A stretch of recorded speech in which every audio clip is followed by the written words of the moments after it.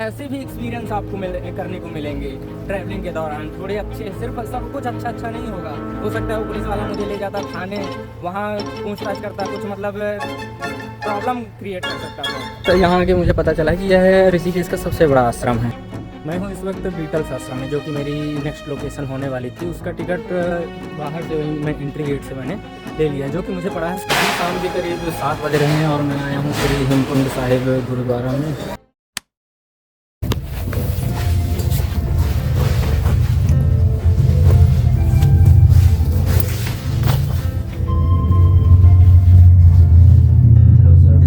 Good morning. Oh, you started. Yes, I am going. Great. So, should we travel? Can you give any suggestion No, which helps me in traveling? no. You have all good things. Already we have. Yes, thank Good. you. Nice to meet you. Yeah. Nice. We will meet Yeah, again. Ever. Sure. Yes. Yes, bye bye. Bye. ठीक है भैया, bye. Take care. Happy journey. Thank you.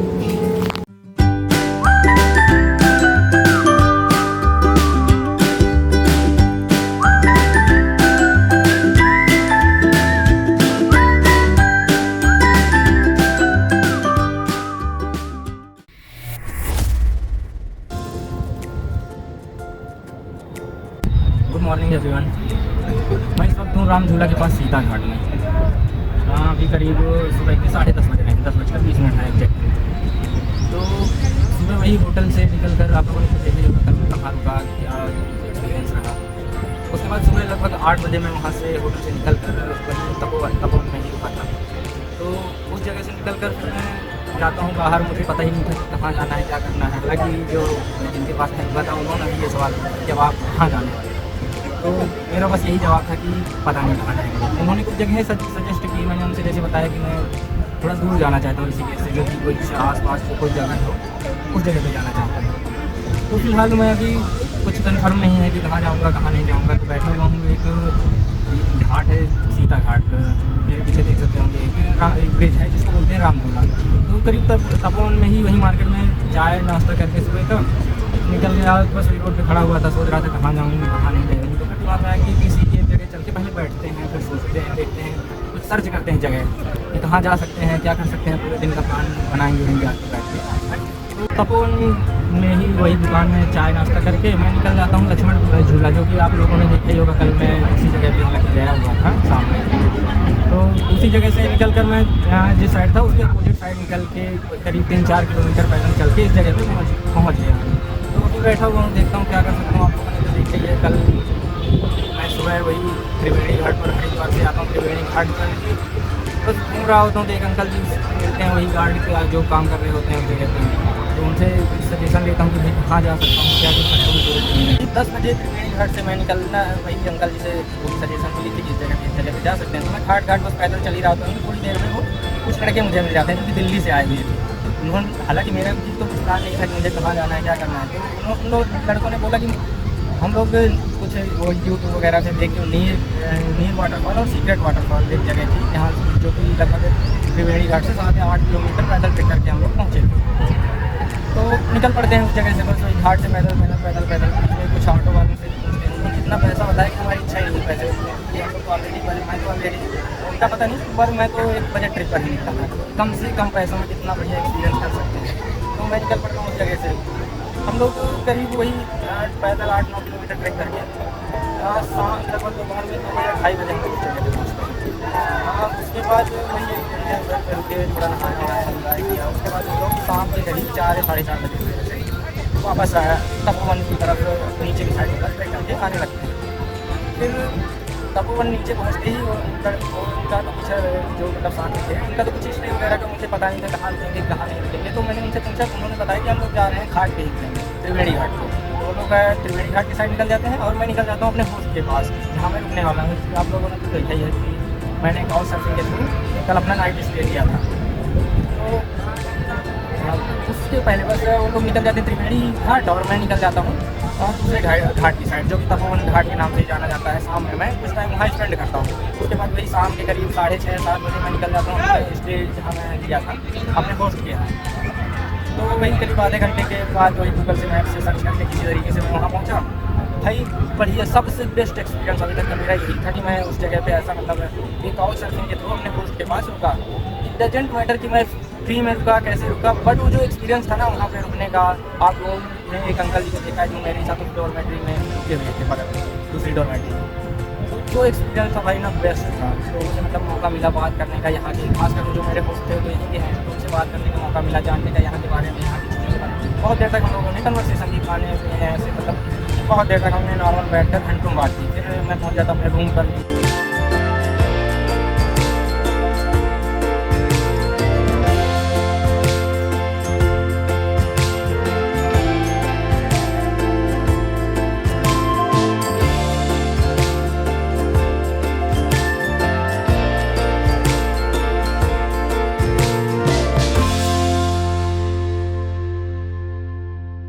फ़िलहाल दोपहर का समय है और धूप भी तेज़ है, तो अभी तो कहीं जा नहीं सकता दूर, तो जा रहा हूँ इस घाट से कहीं आगे त्रिवेणी घाट की साइड। बैठ कर सर्च ही कर रहा था तो देखा कि कुछ आश्रम है आगे जहाँ मैं जाकर अपना टाइम स्पेंड कर सकता हूँ। तो वहाँ भी पीछे घाट पे बैठा हुआ था, मतलब मेरे माइक का रिसीवर जो है वो टूट गया है, तो उसी को ऐसे देख रहा था। एक पुलिस वाला अचानक से आके मेरे को किसी की पता नहीं किसी की आईडी दिखाता है, मेरे को बोलता है कि तुम ही हो क्या। मैं थोड़ा सा डर जाता हूँ। मेरे को बोलता है फिर कि बैग दिखाओ क्या है तुम्हारे पास। तो मैं ऊपर से ऐसी चैन खोल के दिखाया कि भाई कुछ नहीं है, मेरे कपड़े हैं बस, हो गया बैग में, तो और तो कुछ है नहीं खास। फिर बोला सामान निकालो बाहर, सामान निकालो बाहर, ये है वो है, मतलब बहुत नाटक किया। तो फिर मैंने सामान हालांकि निकाला नहीं, उसको अपनी पासबुक दिखाई जो BSU की आईडी कार्ड है वो मैंने दिखाया और अपना आधार कार्ड दिखाया, तब वो जाके मेरे से दूर चला गया। तो मतलब फिर मैंने उससे पूछा कि भाई क्या हुआ है, मतलब कोई प्रॉब्लम है कुछ है। तो फिर वो बताता है कि ये बंदा है जो गुम गया है, तो इसको हम ढूंढ रहे हैं। तो बोला, मैं बोला ठीक है, तो लेकिन ऐसे ही अचानक से मतलब ऐसे डरा के कौन ये सब करता है। तो बोला देखो डरो, मतलब ये पुलिस की तो ड्यूटी है, पुलिस का तो काम ही है ये सब करना। मेरा मतलब ये था ये सब बताने का कि देखो ऐसे भी एक्सपीरियंस आपको करने को मिलेंगे ट्रैवलिंग के दौरान, थोड़े अच्छे, सिर्फ सब कुछ अच्छा नहीं होगा। हो सकता है वो पुलिस वाला मुझे ले जाता थाने, वहाँ पूछताछ करता, कुछ मतलब प्रॉब्लम क्रिएट कर सकता था, लेकिन हालांकि ऐसा मेरे साथ तो नहीं हुआ है। लेकिन एक पार्ट है जर्नी का, ये लेसन है मेरे लिए और शायद आपके लिए भी हो, या ऐसा भी हो सकता है सब कुछ अच्छा नहीं होगा कि सब कुछ अच्छा ही होगा आपके साथ।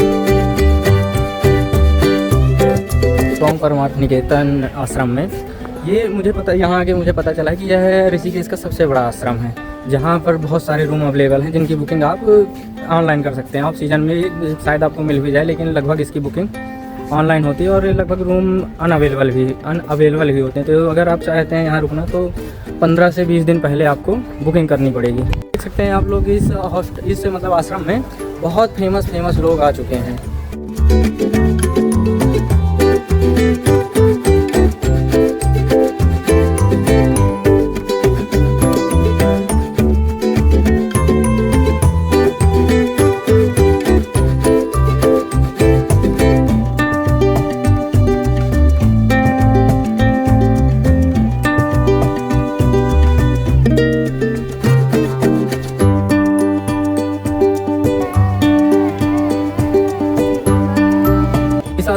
और भी बहुत सारी चीज़ें हैं जो आप लोग ट्राई कर सकते हैं। जैसे यहाँ एक बहुत बड़ा से योगा हॉल है जहाँ पर आप जाके योगा वगैरह कर सकते हैं, और साथ ही एक मेस भी है यहाँ, जहाँ पर आप 100 रुपये देकर थाली ले सकते हैं और इसी जगह पर खाना वगैरह भी खा सकते हैं। तो फिलहाल मैं तो चला खाना खाने।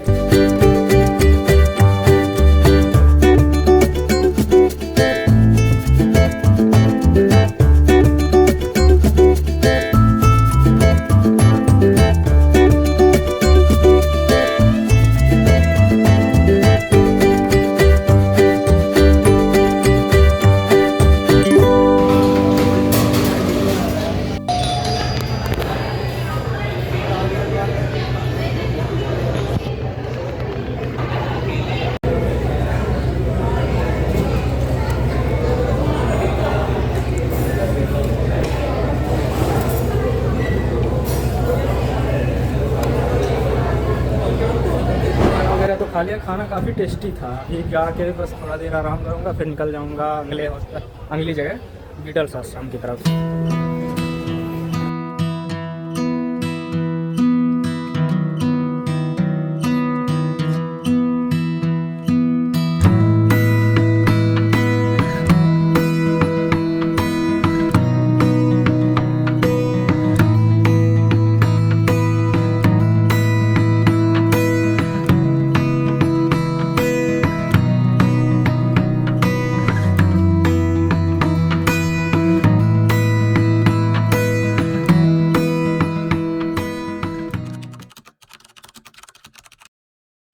मैं हूँ इस वक्त बीटल्स आश्रम में, जो कि मेरी नेक्स्ट लोकेशन होने वाली थी। उसका टिकट बाहर से वहीं मैं एंट्री गेट से मैंने ले लिया, जो कि मुझे पड़ा है 100 रुपये का।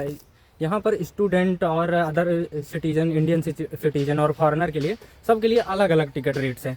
तो मुझे पड़ा 100 रुपये का, और उनका जो प्राइस लिस्ट है वो मैं डाल दूँगा स्क्रीन में, तो आप लोग देख सकते हैं क्या किसका है। तो कुछ ऐसा टिकट मुझे मिला है, और जो मैंने अपने BHU की ID कार्ड को देकर प्रोवाइड किया है।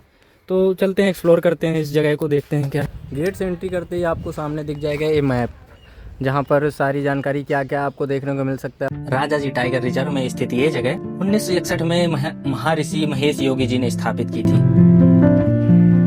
थोड़ा आगे आप जब बढ़ेंगे बीटल्स आश्रम में, तो आपको एक पोस्ट ऑफिस, बहुत पुराना सा पोस्ट ऑफिस भी देखने को मिल जाएगा, which is constructed in early 1960। This building was used for official meals by Maharshi ji and by guest staying for residential courses. 1968 में जब द बीटल्स ऋषिकेश आए हुए थे महर्षि महेश योगी जी के मेडिटेशन कोर्स में पार्टिसिपेट करने के लिए, उस वक्त ये जगह महर्षि महेश योगी का आश्रम हुआ करता था, जहां बीटल्स ने मेडिटेशन सीखी और कुछ महीने यहां गुजारे। ऋषिकेश में रहने के दौरान बीटल्स ने काफी सॉन्ग्स लिखे और म्यूजिक पर काम किया। इसी वजह से उनका ऋषिकेश आना म्यूजिक हिस्ट्री का एक इम्पोर्टेंट चैप्टर बन गया। बाद में आश्रम का यूज बंद हो गया और काफी सालों तक ये जगह जंगल में ही रही। ये मेरे सामने वेद भवन, जो कि 1976 में बना हुआ था, जिसका यूज लेक्चर हॉल और क्लासरूम के लिए किया जाता था। देखता हूँ अंदर की साइड से हॉल कैसा दिखता है। तो कुछ ऐसी एंट्री है, यहाँ बहुत सारी स्ट्रक्चर वगैरह बहुत लोगों ने बना के रखा है। ये कुछ हॉल है, द बीटल्स आश्रम करके, देख सकते हैं आप लोग, कितना बढ़िया लग रहा है।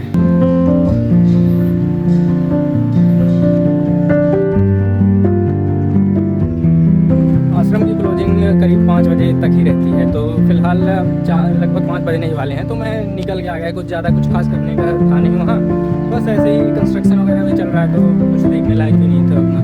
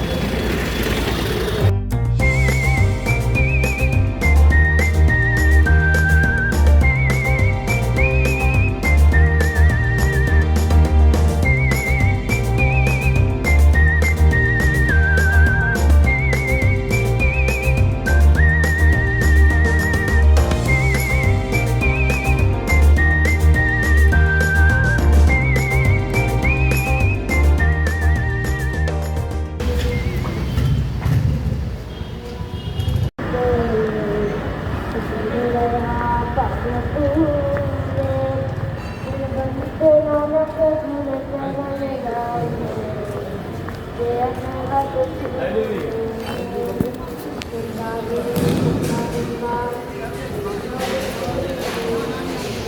के करीब 7 बज रहे हैं और मैं आया हूँ श्री हेमकुंड साहिब गुरुद्वारा में। तो जूते चप्पल वगैरह तो मैंने जमा करवा दिए हैं, पीछे जूते वगैरह रखने के लिए, तो वहाँ मैंने जूते वगैरह तो जमा करवा दिए हैं। अभी मैं जा रहा हूँ लंगर लेने के लिए।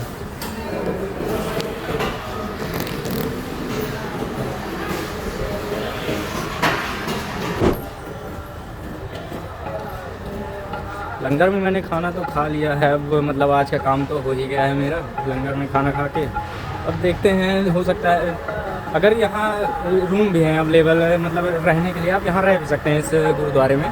तो देखता हूँ अगर रूम वगैरह शायद मुझे मिल जाए तो आज की रात मैं यहीं रुक जाऊँगा, नहीं तो मैं जाऊँगा रेलवे स्टेशन, वहाँ से फिर देखता हूँ कहाँ जा सकता हूँ। हो सकता है मैं बनारस चला जाऊँ, हो सकता है कहीं और चला जाऊँ। रुकने वगैरह के लिए कहीं सामने जाओ रुकने के लिए, वो 2 नंबर काउंटर पे। अच्छा, क्या प्रोसीजर है? अच्छा, मैं हूँ सतना मध्य प्रदेश से घूमने। हाँ, तो मतलब क्या उसका रिक्वायरमेंट क्या है? जैसे आधार कार्ड वगैरह कुछ चाहिए होगा, तो ऑनलाइन हो जाएगा या कार्ड? हाँ, तो हार्ड कॉपी चाहिए और इसका कुछ चार्ज भी है? हाँ लगता है, आगे 50 में 7974।